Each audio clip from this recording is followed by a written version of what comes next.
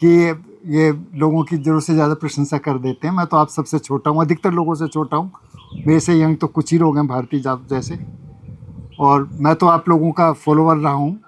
अग्रवाल साहब ने तो बड़ी मदद की हमारी, जबकि इन्हें पता था कि हम हार्डकोर लेफ्ट हैं, फिर भी चाहे बुनकरों की समस्या हो या कैंची वालों की हो, हमें मदद करते रहे। और मेरठ में मैंने एक चीज़ देखी कि आइडियोलॉजीज का कोई संबंध नहीं था। हम यदि इकट्ठे थे, इमरजेंसी रही हो, चाहे उसके बाद भी इमरजेंसी में हम कांग्रेस के खिलाफ लड़ रहे थे और धर्म दिवाकर के घर में बैठ के मीटिंग करते थे या शांति त्यागी जी के घर जाते थे। तो इस मामले में मेरठ अपने आप में एक अजूबा शहर रहा है, और ख़ासतौर पे मेरठ कॉलेज में कोई, ठीक है, इलेक्शन के टाइम पे अलग अलग होते थे दल, लेकिन उसके बाद सब एक हो जाते थे।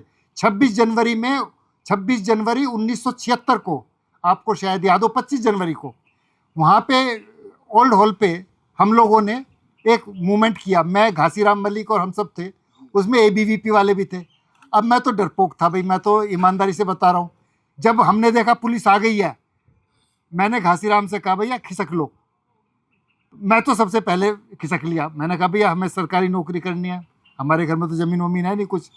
उसके बाद घासीराम भी खिसक लिया, तो हम तो सब खिसक लिए।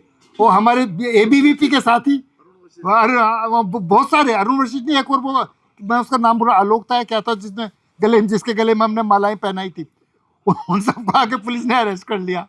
हम 3 दिन तक उसके बाद कॉलेज नहीं गए, 3 दिन तक कॉलेज से गायब रहे कि कभी हमें भी पहचान लिया, फिर डरते डरते कॉलेज गए।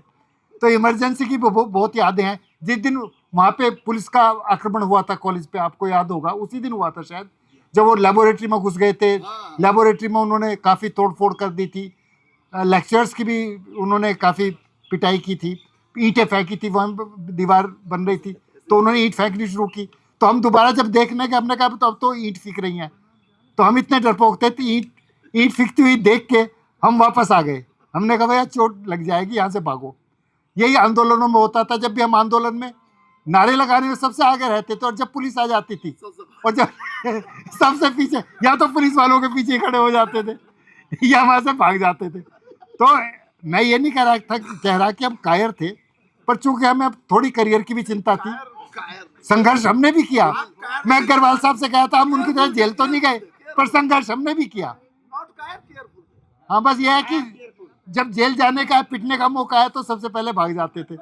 तो इन शब्दों के साथ मैं सभी को धन्यवाद देना चाहूँगा कि हमारे बड़े जो साथी हैं, जिनके हम फॉलोवर रहे हैं, उन्होंने हमें इस काबिल समझा कि आज की इस मीटिंग में बुलाया जाए।